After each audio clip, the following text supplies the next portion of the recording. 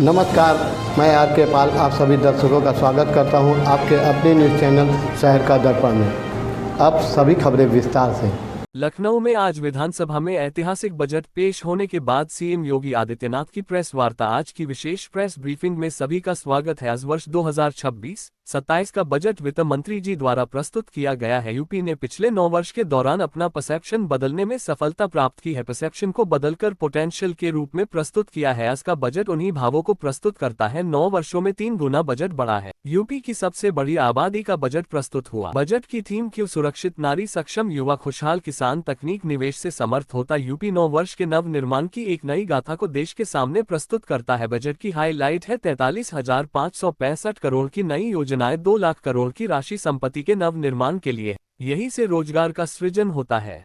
Budget में हमारी FRBM की सीमा है। हमारी सरकार का 10वां बजट है। पहली बार किसी मुख्यमंत्री को बजट पेश किया है। यूपी के अंदर कर चोरी थी, लीकेज थे, सबको रोक। कुशल वित्तीय प्रबंधन के माध्यम से बीमारू राज्य से निकाल कर सरप्लस राज्य बनाया है। कोविड काल में ऋण सीमा बढ़ी। इस वर्ष हमारा लक्ष्य है हम 23% लेकर आए, अभी जो 27%। ये हमारा कुशल वित्तीय अनुशासन है। इंफ्रास्ट्रक्चर की स्कीम को नई ऊंचाई को छूते हुए यूपी आज देश की तीसरी अर्थव्यवस्था। यूपी के अब बेरोजगारी दर कम करने में सफल हुए। 2017 से बेरोजगारी पहले 17 से 19% था, उसे कम किया है। युवाओं को रोजगार के लिए विशेष ध्यान दिया है। MSM स्टार्टअप का विशेष ध्यान दिया। रोजगार पैदा करने के लिए बड़ी भूमिका तय की। यूपी ने इमर्जिंग टेक्नोलॉजी को लेकर बड़ी घोषणाएं हुई। यूपी में हमेशा देखने को मिलता यहाँ अलग अलग विभाग अलग अलग डाटा देते। हम यूपी में स्टेट डाटा अथॉरिटी बनाई। इमर्जिंग टेक्नोलॉजी के लिए डाटा सेंटर क्लस्टर की स्थापना के लिए बजट व्यवस्था की गई। AI मिशन की घोषणा की गई। युवा के लिए बजट में रखा। महिला उद्यमी के लिए C-मार्ट के रूप में महिलाओं को प्रोत्साहित करके के लिए बड़ी महिलाएं जो गांव व शहरी क्षेत्र में प्रोटेक्ट बनाती है उन्हें आगे बढ़ाया जाए। मिर्जापुर जोन, कानपुर जोन को आगे बढ़ाने का प्रावधान किया। जन विश्वास सिद्धांत बहुत जरूरी। इस ऑफ डूइंग बिजनेस में हमारी 13 नंबर। अब हमारी स्थिति सही। निवेश के लिए सिंगल विंडो सिस्टम लागू किया। प्रदेश में डिजिटल इंटरप्रेन्योर की व्यवस्था की है। प्रदेश में हमने वातावरण बनाया है। रूल ऑफ लॉ, रियल रोजगार की गारंटी। यूपी गारंटी दे रहा है। सुरक्षा, न्याय व्यवस्था, भरोसेमंद वातावरण दे रहा है। इससे प्रदेश में वातावरण क्रिएट हुआ है। 25 लाख करोड़ का निवेश के प्रस्ताव आएंगे, कोई सोच सकता था। आज ये यूपी में हुआ है। इसी दिशा में ये बजट। इस बजट में कुछ अन्य सेक्टर को चुना गया। अन्नदाता किसान देश के विकास की धुरी। अन्नदाता केवल लाभार्थी नहीं, विकास का भागीदार है। नए प्रयास किसान के लिए क्या हो सकते हैं, इस पर काम किया जा रहा है। किसानों के लिए बजट का प्रावधान किया गया। डीजल पंप के लिए बजट में व्यवस्था। 40 लाख ट्यूबवेल ऐसे थे जिन्हें फ्री बिजली की व्यवस्था। 23 लाख ट्यूबवेल ऐसे हैं जो डीजल से चल रहे हैं, उन्हें सोलर से जोड़ने का काम किया है। इस स्कीम में बड़ी योजना में बड़ी घोषणा की है। इसमें सब्सिडी की घोषणा हमने की है। नाबार्ड व किसान के लिए FPO की व्यवस्था। अब तक हम एक फसल लेते थे, अब हम गन्ने के साथ दलहन तिलहन की किसानी कर रहे हैं। यूपी किसानों का प्रोडक्ट एक्सपोर्ट हो सके, इसके लिए नोएडा इंटरनेशनल एयरपोर्ट की व्यवस्था की है। वर्ल्ड बैंक के साथ हम यूपी एग्री की योजना बना रहे। 2 लाख मेट्रिक टन खाद्य भंडारण के लिए बड़े गोदाम बनाने के लिए सब्सिडी की व्यवस्था। पशुओं की सुरक्षा के लिए बीमा योजना की व्यवस्था की, जिसमें 85% प्रीमियम सरकार दे। यूपी की प्रगति इस दिशा में देश के अग्रणी राज्यों में। फिश प्रोजेक्ट को हम आगे बढ़ा थे। मथुरा में वेयरिंग हाउस बनाने के लिए धनराशि का प्रावधान। बजट में अलग अलग विभागों के लिए बजट में वृद्धि हुई। आगरा, लखनऊ, हरदोई, फर्रुखाबाद से गंगा एक्सप्रेसवे के लिए धनराशि की व्यवस्था हुई। मथुरा को गंगा एक्सप्रेस से जोड़ने की व्यवस्था हुई। यूपी बायोफ्यूल की कार्रवाई को आगे बढ़ाया। FDI की कंपनियों के लिए हमने बजट में प्रावधान किया। हर जिले में स्किल डेवलपमेंट केंद्र बनाते हैं। सरदार वल्लभ भाई एम्प्लॉयमेंट जोन की व्यवस्था। एक जिला एक व्यवजन की व्यवस्था के लिए बजट। टैबलेट, स्मार्टफोन वितरण की व्यवस्था हमने। MSM सेक्टर में कंबल कारखाने को आधुनिक करने के लिए प्रस्ताव दिया। IT सेक्टर के लिए AI lab centre, cyber security के लिए विशेष प्रावधान हमने बजट में किया। प्रदेश में कई डाटा सेंटर की स्थापना हो रही, इसके लिए बजट में डाटा सेंटर क्लस्टर की व्यवस्था। ऑपरेशन कायाकल्प के तहत अटल आवासीय विद्यालय बनाए। उसी तर्ज पर CM कॉम्पोजिट विद्यालय की व्यवस्था। हर जनपद के 2-2 बनाने की व्यवस्था की। कस्तूरबा गांधी विद्यालयों के विस्तार के लिए व्यवस्था। परिषदीय व माध्यमिक विद्यालय के शिक्षकों के कैशलेस इलाज की व्यवस्था। आर्टिफिशियल इंटेलिजेंस के इस्तेमाल के लिए धनराशि की व्यवस्था की। सैनिटरी के इस्तेमाल के लिए धनराशि की व्यवस्था की। डिजिटल टेक्नोलॉजी, सेमीकंडक्टर को प्रभावी बनाने के लिए टेक्निकल एजुकेशन प्रारंभ किया। साइंस इंजीनियरिंग को आगे बढ़ाने की व्यवस्था की। IT कानपुर BHU को जोड़ने के लिए धनराशि की व्यवस्था की। महिलाओं की सुरक्षा, स्वावलंबन, सम्मान के लिए प्रदेश में महिला श्रम बढ़ाए। महिला उद्यमी उत्पाद व्यवस्था की, जो C-मार्ट के रूप में काम कर। महिलाओं के लिए क्रेडिट कार्ड की व्यवस्था। महिलाओं को ब्याज मुक्त धनराशि की व्यवस्था की गई। कामकाजी महिलाओं के लिए जिला स्तर पर श्रमजीवी छात्रावास की व्यवस्था कर सके धनराशि। 18 कमिश्नरी हेड क्वार्टर है, हर जगह स्पोर्ट कॉलेज हो। हम लोग मेरठ की स्पोर्ट यूनिवर्सिटी का निर्माण कर रहे, अहमदाबाद में कॉमनवेल्थ गेम्स में भाग ले सके। इसके लिए कमिश्नरी हेड क्वार्टर पर स्पोर्ट कॉलेज बनाने के लिए कार्य कर। हर ग्राम पंचायत स्तर पर ओपन जिम बनेंगे, खेल का मैदान हो। मिनी स्टेडियम को खेलो इंडिया के तहत विकसित किया। प्रदेश में पर्यटन सुविधा के लिए लंबी छलांग लगाई। यूपी में कोई सुविधा नहीं थी, इसलिए कोई यहाँ नहीं आता। वर्ष 2024-25 में धार्मिक पर्यटन व अन्य जगहों पर करोड़ों लोगों ने यात्रा। हम लोग 1 लाख अतिरिक्त रूम जोड़ने के लिए, विकसित करने के लिए काम कर रहे हैं। स्वास्थ्य के क्षेत्र में यूपी ने 9 वर्ष में नई प्रगति। प्रयास के तहत जिस राज्य में पहले मात्र 36 मेडिकल कॉलेज थे, 17 सरकारी, आज उस राज्य में 81 मेडिकल कॉलेज, 1 एम्स कार्यरत। 5 करोड़ 46 लाख से अधिक आयुष्मान कार्ड दिए। मेडिकल कॉलेज को हमने विकसित किया है। हर जिले में डायलिसिस व रेडियोलॉजी की व्यवस्था की। केयर सेंटर के लिए 250 करोड़ रु की व्यवस्था। SGPJ इस काम को आगे बढ़ाने का काम करेगा। राष्ट्रीय हेल्थ मिशन में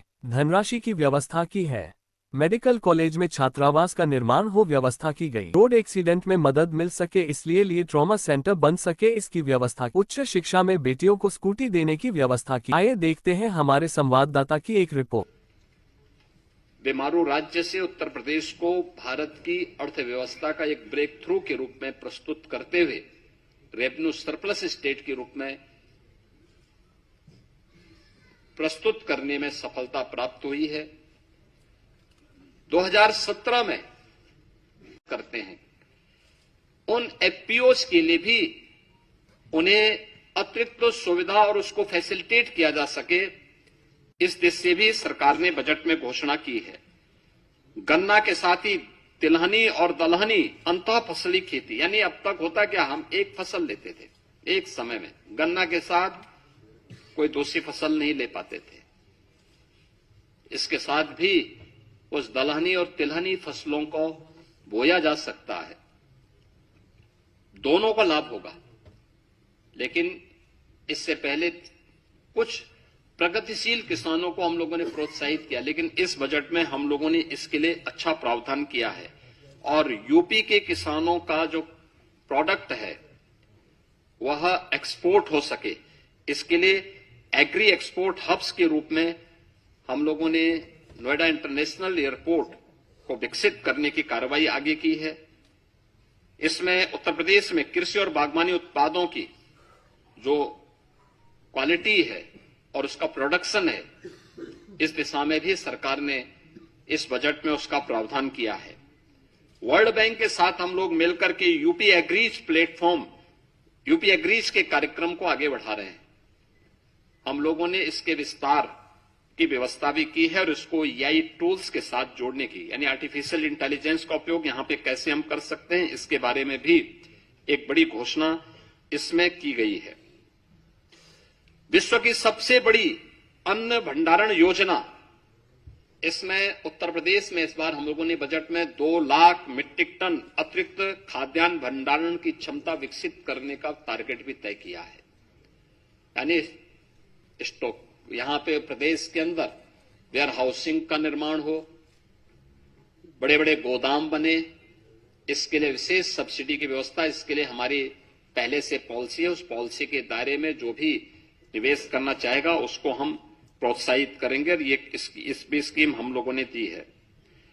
इसके अलावा पशुओं को बीमा सुरक्षा देने के उद्देश्य से मुख्यमंत्री जोखिम प्रबंधन और पशुधन बीमा योजना में भी हम लोगों ने एक प्रावधान किया है, जिसमें 85% तक जो प्रीमियम होगी वह सरकार देगी और सरकार ने उसके लिए व्यवस्था की है। प्रदेश में मछुआरों को बेहतर मूल्य दिलाने के लिए state of art wholesale fish मंडी और फिश प्रोसेसिंग सेंटर के लिए भी धनराशि की व्यवस्था स्टेट में की है।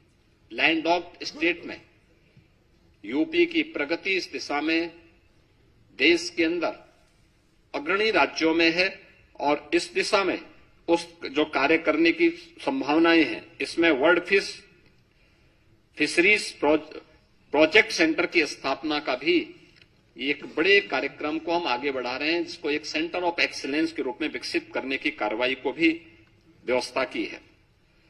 4 चीनी मिलों की क्षमता संवर्धन के प्रावधान को, जिसमें छाता मथुरा के अश्वनी और logistic hub, wearing house complex हेतु भी धनराशि का प्रावधान किया है और अन्य चीनी मिलों में भी इसकी व्यवस्था के प्रावधान किए गए हैं। मित्रों, बजट में अलग अलग विभागों के लिए सभी बजट प्रावधान में काफी वृद्धि की गई है। खासतौर पर जो बजट के प्रावधान हुए हैं, इसमें हमारा अवस्थापना और औद्योगिक विकास के लिए भी इसमें काफी वृद्धि हुई है। आगरा लखनऊ से हरदोई फर्रुखाबाद गंगा एक्सप्रेस वे की कनेक्टिविटी के लिए धनराशि की व्यवस्था की गई है। गंगा एक्सप्रेस वे से प्रयागराज, मिर्जापुर, वाराणसी, चंदौली, सोनभद्र तक यानी शक्तिनगर तक इसके विस्तार का घोषणा हुई है। गंगा एक्सप्रेस वे को मेरठ, हरिद्वार तक ले जाने के लिए भी बजट में घोषणा की गई है और पूर्वांचल लिंक एक्सप्रेस वे को यानी सोनभद्र के शक्तिनगर तक, चंदौली, गाजीपुर तक ले जाने के कार्यक्रम को भी हम लोगों ने आगे बढ़ाया है। यूपी बायोफ्यूल प्लास्टिक केंद्र को भी विकसित करने की कार्रवाई को हम लोगों ने आगे बढ़ाया है और एफडीआई फॉर्च्यून 500 के अंतर्गत जो आने वाली जो कंपनियां हैं, एफडीआई के लिए आने वाली कंपनियों के लिए भी विशेष प्रावधान हम लोगों ने इस बजट में उसकी घोषणा भी की है। इसके साथ ही एमएसएमई सेक्टर में काफी बड़ी संख्या में हम लोगों ने इसको प्रोत्साहित करने के लिए कार्य किया है और एक बड़ा घोषणा, हर जिले में स्किल डेवलपमेंट के एक बड़े केंद्र को, जहां से हम हब एंड स्पोक मॉडल पर उस कार्यक्रम को आगे बढ़ा सकते हैं।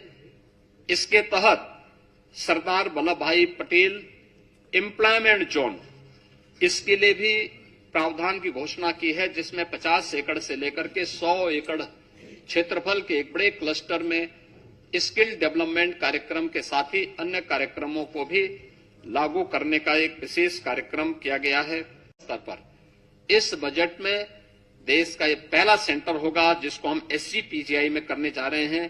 टर्सरी के बाद क्वार्टरली हेल्थ केयर सेंटर की स्थापना का एक बड़ा कार्य है, जिसके लिए हम लोगों ने पहले चरण में 250 करोड़ रुपए का प्रावधान इस बजट में किया है और यह एक बड़ी घोषणा है यूपी की दिशा से, खासतौर पर जिसमें ऑर्गन ट्रांसप्लांट की दिशा से किसी भी प्रकार के उस अभियान को आगे बढ़ाने के लिए यह बहुत बड़ा सेंटर SCPGI इस कार्यक्रम को लेकर के आगे बढ़ाएगा। इसके साथ ही प्रदेश ने उन जनपदों में, जिन जनपदों में हमारे डिस्ट्रिक्ट हॉस्पिटल को हम लोगों ने मेडिकल कॉलेजेस के साथ संबद्ध किया है, वहां पे डिस्ट्रिक्ट हॉस्पिटल के कार्यक्रम को बनाने की एक प्रक्रिया तेजी के साथ आगे बढ़ सके, ये इसके लिए धनराशि की व्यवस्था की है। राष्ट्रीय वन हेल्थ मिशन के अंतर्गत राज्य वन हेल्थ मिशन के लिए भी धनराशि की व्यवस्था इसमें की है और जो हमारे मेडिकल कॉलेजेज हैं, उन मेडिकल कॉलेजेज में छात्रावास का निर्माण हो सके, इसके लिए भी हम लोगों ने अतिरिक्त धनराशि की व्यवस्था की है। इसके अलावा प्रदेश के अंदर रोड सेफ्टी की दिशा से, रोड सेफ्टी के लिए आवश्यक प्रावधान करने के साथ साथ अगर कोई दुर्घटना होती है, रोड एक्सीडेंट होता है या कोई आपदा आती है, उन स्थितियों में ट्रॉमा हमारा उतना ही सशक्त हो, इसके लिए ट्रॉमा के लिए भी नए ट्रॉमा सेंटर विकसित करने के लिए भी धनराशि की व्यवस्था सरकार ने इस बजट में इसके लिए की है। और प्रदेश के अंदर मेडिकल के सेक्टर में भी, हेल्थ सेक्टर में भी मिड-टेक की स्थापना हो, इसमें AI, रोबोटिक आदि की हम सहायता से प्रदेश के दूर दराज के क्षेत्रों में भी सुविधा उपलब्ध करवा सकते हैं, नए जनपदों में उपलब्ध करवा सके। इसके लिए वर्तमान में हमारे 2 सेंटर ऑफ एक्सीलेंस, एक SCPGI लखनऊ में और दूसरा IIT कानपुर के साथ मिलकर के राज्य सरकार इसके लिए धनराशि की व्यवस्था की है और इसमें कार्य हमारा चल रहा है। हमने इसमें धनराशि की व्यवस्था भी की है। प्रदेश सरकार ने उच्च शिक्षा में बेटियों के लिए, खासतौर पर जो हमारी मेरिटोरियस छात्राएं हैं, उन बालिकाओं के लिए स्कूटी देने के कार्यक्रम के लिए भी धनराशि की व्यवस्था इस बजट में की है, जो बेटियों को सुगम यातायात के लिए और उस व्यवस्था को और सुगम बनाने में सरकार, यानी स्मार्टफोन, जो आपका जो है टैबलेट के साथ, स्मार्टफोन के साथ या स्मार्टफोन के साथ ये व्यवस्था अतिरिक्त उनके लिए वहां पे उपलब्ध करवाई जा रही है। इसके अलावा प्रदेश के अंदर हम लोगों ने दिव्यांगजन कल्याण के अंतर्गत स्कूल में या कोई ट्रेनिंग ले रही दिव्यांग छात्रा के लिए ई ट्राईसाइकिल यानी मोटराइज्ड ट्राईसाइकिल उपलब्ध करवाने के लिए भी एक व्यवस्था की है। प्रदेश के अंदर डीडीआरसी की स्थापना हो, दिव्यांग जनों के लिए उनके नजदीक के सेंटर में ही कृत्रिम अंग उपकरण वितरण के लिए स्क्रीनिंग और उपकरण वितरण हो सके, उनको ये सुविधा उपलब्ध हो सके, इसके लिए बजट में इसका प्रावधान किया गया है। 3 से 7 वर्ष के दिव्यांग बच्चों के लिए शिक्षण प्रशिक्षण के लिए डे केयर सेंटर की स्थापना के लिए भी धनराशि की व्यवस्था की गई है। और अन्य जनपदों की लिस्ट से खासतौर पर कुछ जनपद हैं अयोध्या, मथुरा, झांसी, मुजफ्फरनगर, देवरिया, जौनपुर, जहां पे समेकित विशेष माध्यमिक विद्यालयों के स्थित दिव्यांग जनों के लिए विद्यालय होते हैं, इसके निर्माण की कार्रवाई को भी इसमें हमने इसकी व्यवस्था इसके साथ की है। प्रदेश के अंदर यानी ये इस दिव्यांग बच्चों के प्रशिक्षण के लिए भी अन्य 9 जनपदों में भी गोरखपुर, वाराणसी, प्रयागराज, अयोध्या, लखनऊ, बरेली, झांसी, मेरठ और आगरा में यहां पे विशेष जो दिव्यांगजन बच्चे 3 वर्ष से लेकर 7 वर्ष तक के बच्चे, उनके प्रशिक्षण और उनके शिक्षण के लिए विशेष एक प्रावधान इसमें भी किया गया है। इसमें प्रदेश ने यह भी एक नए कार्यक्रम को आगे बढ़ाने का कार्य किया है। मित्रों, जो मैंने पहले भी कहा, आज का यह बजट एक विकसित भारत की आदरणीय प्रधानमंत्री जी की उन संकल्पनाओं को समर्पित है जो 2047 के लक्ष्य को प्राप्त करने की दिशा में तेजी के साथ अग्रसर हो रहा है। और पिछले 9 वर्ष के सभी उससे पहले की उस जड़ता को, जिसने प्रदेश के अंदर बॉटल नेक्स को समाप्त करते हुए, अपने बीमारू स्टेटस को समाप्त करते हुए, दूर करते हुए, आज भारत की इकोनॉमी के ब्रेक थ्रू के रूप में उत्तर प्रदेश को हम विकसित करने की दिशा में आगे बढ़े हैं। अब उत्तर प्रदेश बीमारू राज्य नहीं है। अब उत्तर प्रदेश भारत की इकोनॉमी का एक ग्रोथ इंजन बनकर के उभरा है। भारत की इकोनॉमी के ग्रोथ इंजन के रूप में यह आगे बढ़ रहा है। और मेरा मानना है कि उत्तर प्रदेश का आज वित्त मंत्री जी के द्वारा विधानसभा में प्रस्तुत बजट, यह उत्तर प्रदेश के अंदर जन आकांक्षाओं को पूरा करने, जन कल्याण, रोजगार सृजन, निवेश के विस्तार, महिलाओं के सम्मान और उनके सशक्तिकरण की दिशा में, युवाओं के लिए अधिक से अधिक रोजगार सृजन की दिशा में प्रदेश को आगे बढ़ाने और 2029-30 में यूपी को $1 ट्रिलियन की इकोनॉमी के रूप में प्रस्तुत करते हुए एक विकसित भारत के विकसित उत्तर प्रदेश के रूप में आगे बढ़ाने की दिशा में एक मील का पत्थर साबित होगा। इस दिशा में आज यह बजट यहां पे प्रस्तुत किया गया है। मैं बजट प्रस्तुत करने के लिए वित्त मंत्री जी को, अपर मुख्य सचिव वित्त और उनकी पूरी टीम को हृदय से बधाई देता हूं।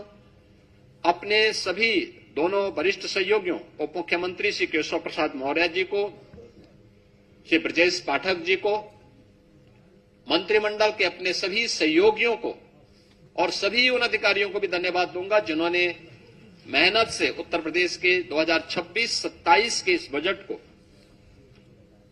बनाने और अपना सकारात्मक योगदान से उत्तर प्रदेश के इस परसेप्शन को बदलने में उन्होंने एक नई उस भूमिका को प्रस्तुत किया है कि सिस्टम वही है लेकिन लीडरशिप बदलती है, कैसे चेंज आता है, वह चेंज आज यहां पर इस बजट के माध्यम से देखने को मिल रहा है। अब उत्तर प्रदेश 9,12,000 करोड़ रुपए के अपने इस बजट को प्रस्तुत करते हुए गौरवान्वित महसूस कर रहा है। मैं इसके लिए पूरे प्रदेशवासियों को हृदय से बधाई देता हूं, अपनी मंगलमय शुभकामनाएं देता हूं। मत होइए कंफ्यूज, देखते रहिए शहर का दर्पण न्यूज़, क्योंकि खबरों की नब्ज पहचानते हैं हम। फिर अगले बुलेटिन में मुलाकात होगी, तब तक के लिए नमस्कार।